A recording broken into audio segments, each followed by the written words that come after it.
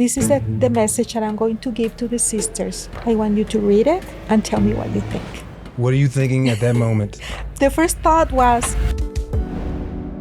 we had regular meetings with the brethren. They were in our calendar ahead of time.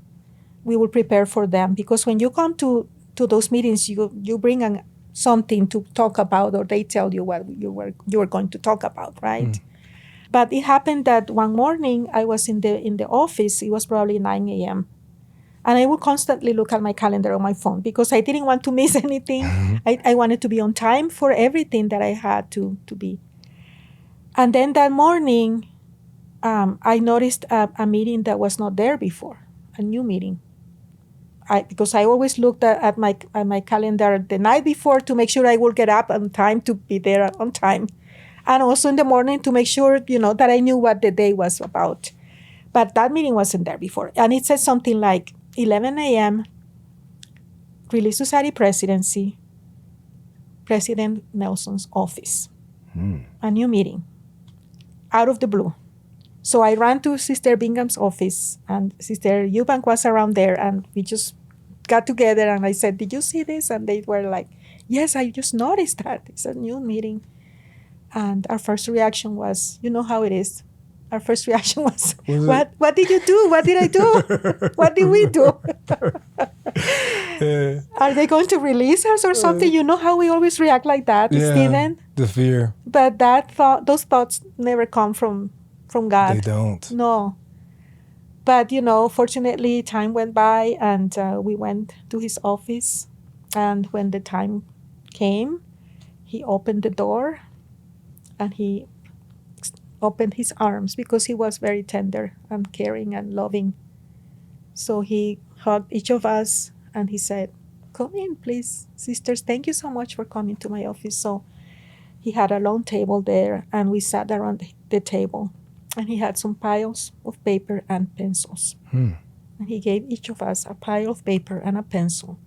And then he told us, "This is the message that I'm going to give to the sisters in the General Women's Session in a few weeks. I want you to read it and tell me what you think." I already wrote it.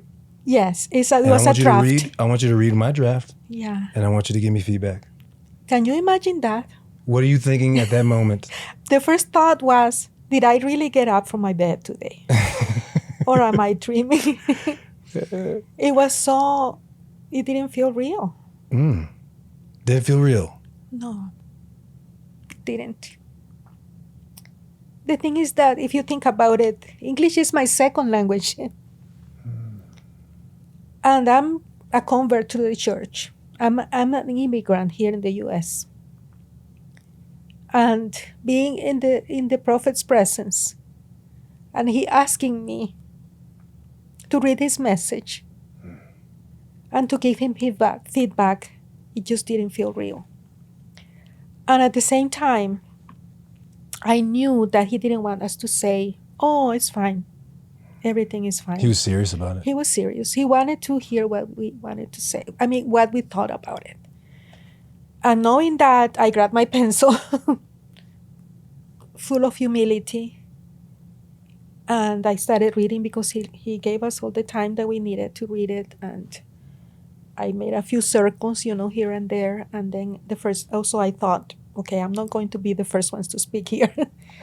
I'm going to let Sister Bingham be the first, and then Sister Eubank, because, that was the order. And sure enough, Sister Bingham knew her place, and she was the first one to say something, and then Sister Eubank, and then me. And then it was just a conversation, a back and forth conversation, beautiful conversation with our prophet.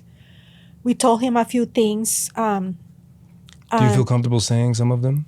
I don't remember, Stephen. That's the thing. I don't remember the specifics. I just remember that we told him a few things from the point of view, of women, of women that we traveled around the world, and we talked to sisters and brothers everywhere, and also from our experience in life.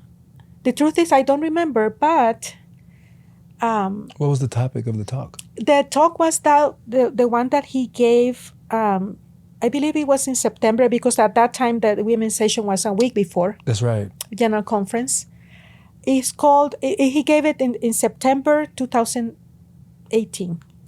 It's called something like the Sisters' Participation in the Gathering of Israel. Oh. Yes, that one. So.